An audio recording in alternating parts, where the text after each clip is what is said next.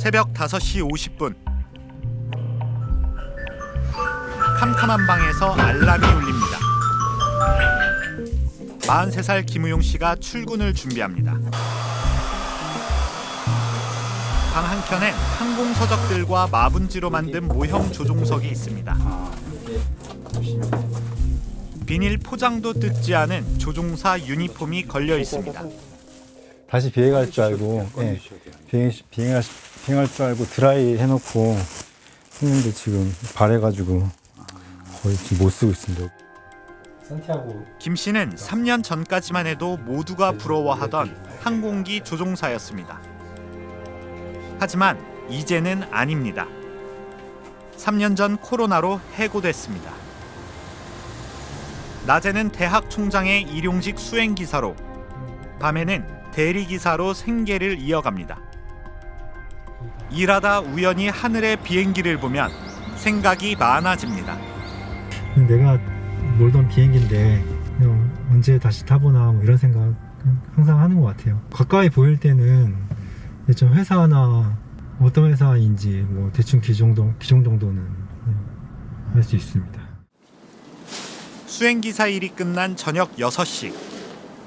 오늘 저녁 식사는 편의점 빵과 우유입니다. 5,050원. 특히 강남 같은 경우는 웬만한 음식이 한 10,000원, 12,000원 막 이렇게 벌어서 그런 거 사 먹기에는 조금 너무 그렇더라고요. 1시간 넘게 기다려 간신히 호출을 잡았습니다. 빠른 시간 안에 가서 연락드리겠습니다.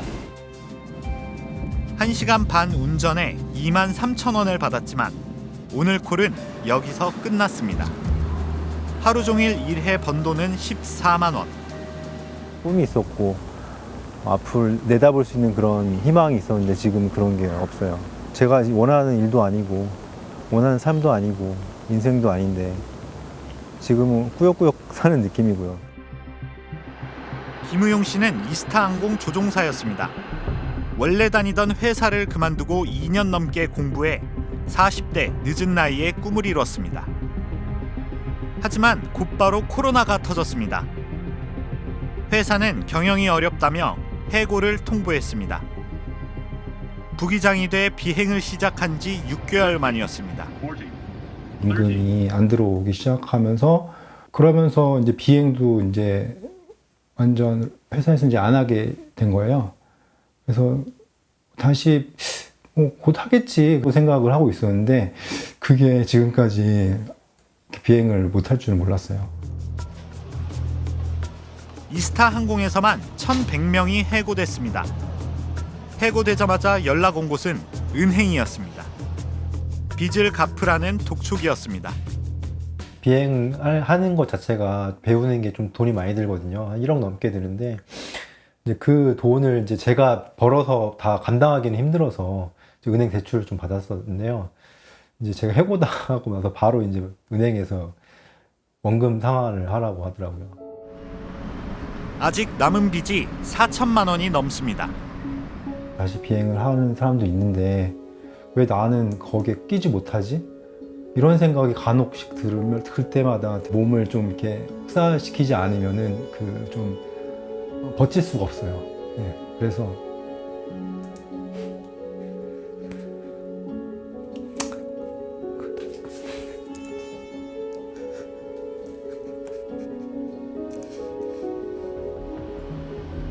코로나가 터지자 곳곳에서 대량 실직 사태가 벌어졌습니다. 코로나가 터지고 7개월 뒤인 2020년 8월 임금 노동자가 11만 3천 명이나 줄었습니다.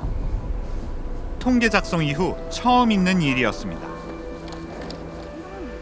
28년 차 호텔리어 허지희 씨도 2021년 겨울 세종호텔에서 해고됐습니다.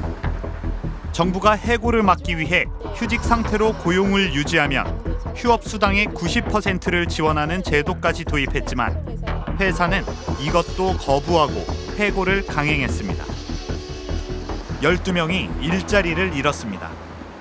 정리해고만은 하지 말고 우리 한번 같이 버텨보자 이런 식의 제안을 계속 했었습니다. 그런데도 회사는 그거 가지고는 뭐 위기 극복할 수 없다 이런 주장만 되풀이하면서 근데 이제 정리해고를 한 거죠. 혼자 고등학생 둘을 키우는 허 씨. 노동조합이 주던 최저임금 수준의 지원금도 이번 달로 이제 끝납니다. 큰아이가 자기가 알바를 했었어요. 되게 고맙더라고요. 근데 3학년 돼서 이제 시간이 많이 없어가지고 아직은 그래서 최저임금으로 3명이서 먹고만 살아요. 그래서 열심히 보죠. 50대 여성이 새 일자리를 찾는 건 쉽지 않습니다. 20대 학생이라든지 좀 더 청년 친구들을 원하지 50세 이상 하면 뭐 면접 오세요라는 말도 잘 안 해요. 대정호텔 정리해고 책임지고 처리하라. 함께 해고된 12명이 시작한 호텔 앞 천막 농성. 하지만 이제 3명만 남았습니다. 나머지는 하나둘씩 생활고에 시달리다 먹고 살기 위해 떠났습니다. 이 싸움을 포기할 수는 없는데 현실은 지속적으로 그냥 오는 압박들, 생계에 대한 부담들, 불안함들 가정에서 이렇게 좀 동의를 이렇게 적극적으로 받을 수 있는 경우들은 쉽지 않을 거라고 생각을. 정부는 팬데믹 종료를 선언했지만 허 씨에게 코로나는 아직 끝나지 않았습니다. 퇴사할 때 가지고 있었던 거고 아직 지금 퇴사는 아니라고 종결은 아니라고 생각해요.